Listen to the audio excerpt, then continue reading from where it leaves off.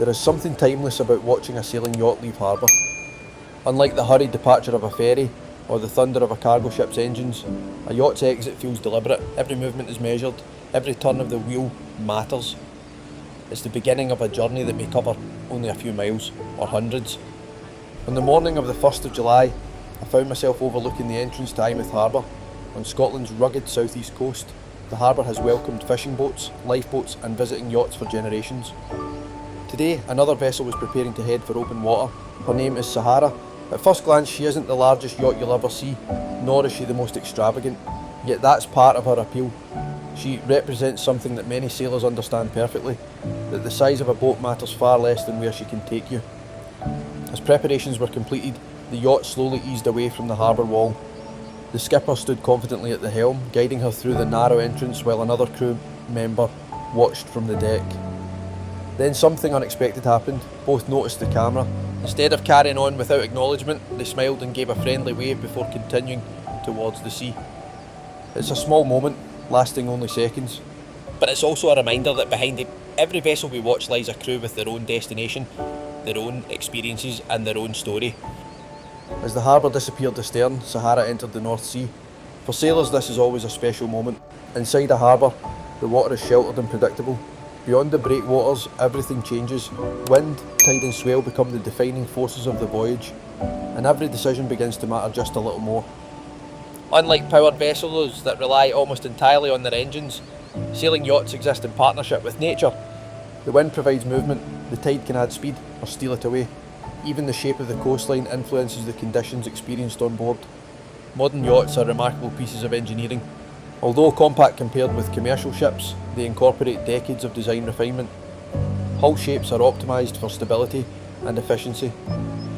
Modern sail plans allow crews to extract surprising performance from even moderate winds, while navigation equipment provides information that sailors of previous centuries could only dream of. Yet despite all of this technology, the principles remain almost unchanged. One of the joys of following vessels through public AIS tracking is that every journey becomes part of a much larger picture. Each position report marks another chapter in an ongoing story, connecting harbours, coastlines and countries through the movement of a single boat. Of course, AIS only tells us where a vessel is. It doesn't tell us what the crew are talking about. It doesn't tell us whether dolphins appear alongside. It doesn't record the satisfaction of trimming sails perfectly as the yacht accelerates in fresh wind.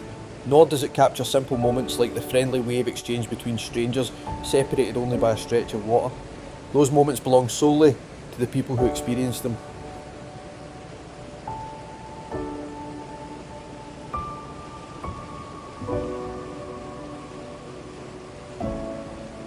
No matter how advanced our cameras become, they cannot fully capture the feeling of watching a vessel disappear into the distance. Eventually every ship becomes little more than a silhouette, then a speck, then nothing at all. Yet somewhere beyond the horizon the voyage continues. The sea has always carried a sense of mystery. For thousands of years it has connected nations, enabled exploration and provided livelihoods to countless communities. Even today, in an age of satellites and instant communication, departing into open water still carries a quiet sense of adventure. Perhaps that's why sailing continues to captivate so many people. It isn't simply transportation, it is participation.